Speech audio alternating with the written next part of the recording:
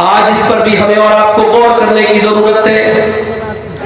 लड़का जवान हो गया, लड़की जवान हो गई, फितरत का तकाजा है, दोनों को शादी की जरूरत है। हमने शादी को मुश्किल बना दिया, हमने फितरत के तकाजे के खिलाफ काम किया, हमने जहेज की रस्म लगा दी, हमने लेन देन की रस्म लगा दी, शादी मुश्किल हो गई। हालात ये हो गए कि जहेज की वजह से आयशा बानो जैसी लड़कियां आत्महत्या करने लगी, खुदकुशी करने लगी।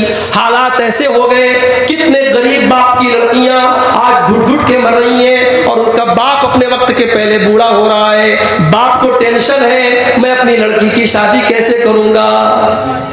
हमने निकाह को मुश्किल बना दिया। तो फितरत कि जहां तुम मुखालफत करोगे, फितरत के खिलाफ जाओगे, वहां बिगाड़ पैदा होगा। निकाह को मुश्किल बनाओगे, जिना आसान हो जाएगा। नबी के जमाने में निकाह आसान था, कोई बारात का चक्कर नहीं था। हमारे उलमा बैठे, मुझे कोई एक दलील ला करके दे दो कि किसी सहाबी ने अपनी लड़की की शादी के लिए बारात बुलाई हो, अपनी लड़की को शादी में जहेज दिया हो। इस्लाम ने लड़की के बाप को हर बोझ से आजाद कर दिया है और हमने इतना बड़ा बोझ बना दिया है आज कि लड़की जब पैदा होती है बाप के दिल में यह ख्याल आता है बहुत बड़ा बोझ बन करके आई है, अब इसकी शादी करने की इतनी भारी जिम्मेदारी मेरे कंधों पर आ गई। भारत की बीमा कंपनियां, मैं मदरसे में पढ़ाता हूं, मेरे पास LIC वाले आए, मास्टर साहब, मौलवी साहब, आपके कितने बच्चे? मैंने कहा 2 बेटियां हैं। कहने लगे ये प्लान ले लीजिए, ये कन्या फला है और ये कन्या फला है, 15 साल तक आप इतना पैसा दीजिए, फिर बाकी पैसा सरकार देगी और 15 साल के बाद जब आप अपनी लड़की की शादी करेंगे इतने लाख रुपए आपको मिलेंगे। जरा गौर करो, हमने लड़की को क्या बना दिया मेरे भाई, हमने बोझ बना दिया लड़की को। हालात ये है कि जब हम अपनी जिंदगी के कारनामे गिनाते हैं, हमने ये किया, हमने मकान बनाया, हमने ये किया, हमने वो किया, हमने 3 लड़कियों की शादी की। इतना बड़ा काम है लड़की की शादी करना, लड़की इतना बड़ा बोझ बन गई, उसकी शादी करना इतना मुश्किल काम हो गया कि बाप बेचारा मजदूरी करे, खून पसीना बहाए और चिंता करे कि मैं अपनी लड़की की शादी कैसे करूंगा। यह फितरत के खिलाफ है मेरे भाई। अगर आयशा बानो की खुदकुशी के बाद भी हमने होश के नाखून नहीं लिए, हमने अपने समाज को जहेज से की लानत से पाक नहीं किया, इतने बड़े बड़े लाखों खर्च करके हम जलसे कराते हैं, करोड़ों रुपए का बजट हमारा मदरसों के लिए है, मस्जिदों के लिए है, ये सारे काम हम दीन के नाम पे करते हैं, हमें शर्म नहीं आती, हम जहेज लेते हैं। और लड़का जितना अच्छा रोजगार वाला हो, पढ़ा लिखा हो, उतने लंबे चौड़े पैसे की डिमांड होती है, इतने लाख कैश चाहिए, बाइक चाहिए, कार चाहिए, ये चाहिए, वो चाहिए। अरे बेगैरत, वो तुझे अपनी बेटी दे रहा है, तो तेरे भरोसे पर अपनी बेटी तेरे हवाले कर रहा है, अपनी जिंदगी भर की कमाई तुझे दे रहा है और तू उससे जहेज का मुतालबा कर रहा है। मेरे नौजवानों, अपने अंदर इतनी गैरत पैदा करो, इतनी हिम्मत पैदा करो, इतना जोश पैदा करो, हम अपनी शादी में जहेज नहीं लेंगे। और मैं वादा करता हूं और अल्लाह वादा करता है उसका बेहतरीन बदल आपको मिलेगा, अल्लाह उसका 10 गुना आपको इंशाअल्लाह देगा। तो नबी अकरम जो दीन लेकर के आए वो फितरत वाला दीन है मेरे भाई। आपने दूध का प्याला उठाया, शराब का नहीं उठाया। हजरत जिब्राइल ने कहा कि आपने फितरत को चुना है, आपने सही चीज को चुना है, आपने दूध को पिया है। उसके बाद अल्लाह के नबी बुराक के ऊपर सवार हुए, हजरत जिब्राइल आपके साथ में पहले आसमान पे आपको लेके जाया गया।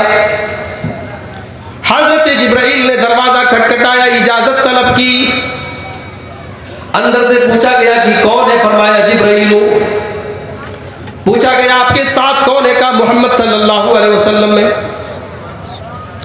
पूछा गया क्या इनको बुलाया गया है? कहा कि हाँ बुलाया गया है। पता ये चला आसमानों पर भी सिक्योरिटी का इंतजाम है, दुनिया की कोई ताकत बिना इजाजत के उस सिक्योरिटी को क्रॉस नहीं कर सकती, वो अल्लाह की बनाई हुई सिक्योरिटी है। फरिश्ते को भी इजाजत लेके जाना पड़ रहा है, इजाजत तलब की। जिब्राइल ने अपना इंट्रोडक्शन कराया, नबी अकरम का इंट्रोडक्शन कराया, तब दरवाजा खोला गया। नबी अकरम ने दरवाजा खोला, देखा कि आपके बाप आदम अलैहिस्सलाम मौजूद हैं। जिब्राइल ने कहा ये आपके बाप आदम हैं, इनको सलाम कीजिए। नबी अकरम ने सलाम किया। आदम अलैहिस्सलाम ने सलाम का जवाब दिया और वेलकम कहा, खुशामदीद कहा। फरमाया मरहबन बिल इब्न सालेह व नबी सालेह, ऐ मेरे नेक बेटे, तेरा बाप आदम तेरा इस्तेमाल करता है, तुझे वेलकम करता है। उसके बाद अल्लाह के नबी आगे बढ़ने लगे। फिर आपने पलट करके देखा, आदम अलैहिस्सलाम के दाहिनी तरफ कुछ रूहें रखी हुई थी, कुछ रूहें नजर आ रही थी। आदम अलैहिस्सलाम अपने दाहिनी तरफ देख रहे थे तो हंसने लगते थे, मुस्कुराने लगते थे, और बाएं तरफ देखते थे तो रोने लगते थे, आंखों से आंसू जारी हो जाते थे। नबी अकरम ने पूछा, जिब्रील ये क्या मामला है? ये आदम अलैहिस्सलाम दाएं तरफ देखते मुस्कुराने लगते, बाएं तरफ देखते रोने लगते, क्या चक्कर है, क्या मामला है? कहा अल्लाह के नबी, दाहिनी तरफ उनकी वो औलादें हैं, उनकी औलाद की रूहें हैं जो जन्नत में जाएंगी। हज़रत आदम अलैहिस्सलाम जब अपनी उस औलाद को देखते हैं, अपनी औलाद में उन रूहों को देखते हैं जो जन्नत में जाएंगी, वो हंसने लगते हैं, वो खुश हो जाते हैं, वो मुस्कुराने लगते हैं। और जब बाएं तरफ देखते हैं, अपनी औलाद में उन रूहों को देखते हैं जो जहन्नम में जाएंगी, उनकी आंखों से आंसू जारी हो जाते हैं। बड़ी मोहब्बत करता है एक बाप अपनी औलाद से, हम भी करते हैं।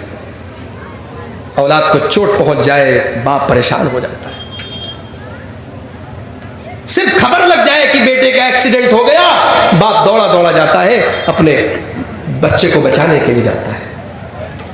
जरूरत पड़ती है अपना मकान बेच देता है, जरूरत पड़ती है अपनी बीवी के गहने बेच देता है, बच्चे को बचाता है, बच्चे से बड़ी मोहब्बत करता है।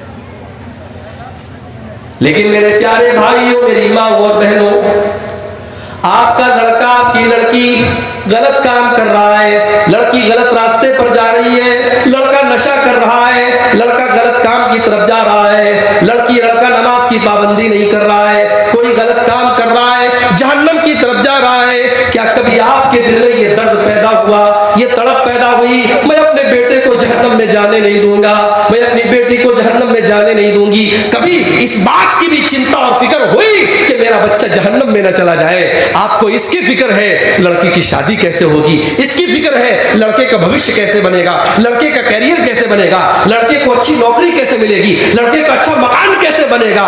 मकान दुनिया में काम आएगा, नौकरी 60 साल काम आएगी, शादी का ताल्लुक तो दुनिया की जिंदगी से है। मगर मेरे प्यारे भाइयों, 60 साल के बाद, 70 साल के बाद जब आपका लड़का या लड़की दुनिया से चला जाएगा, मरने के बाद की जिंदगी में क्या होगा, क्या कभी आपने उसकी भी चिंता की है? उसकी कोई चिंता नहीं करता। आदम अलैहिस्सलाम अपनी औलाद को देख करके रो रहे कि मेरी औलाद जहन्नम में जाएगी। कहां है वो बाप जो अपनी औलाद को जहन्नम की तरफ जाता हुआ देख के रो दे? हमारे बाप आदम ने हमें सबक दिया, अपनी औलाद की फिक्र करो, अपनी औलाद की तरबियत की फिक्र करो। अल्लाह के नबी मस्जिद में बैठे हुए हैं, आपका नवासा, छोटा सा नन्ना सा मुन्ना सा 4 साल का हजरत हुसैन रजी अल्लाह तआला अन्हु मस्जिद में खेल रहे हैं। वही मस्जिद में सदका की खजूरें आई हुई हैं जो किनारे रखी हुई हैं।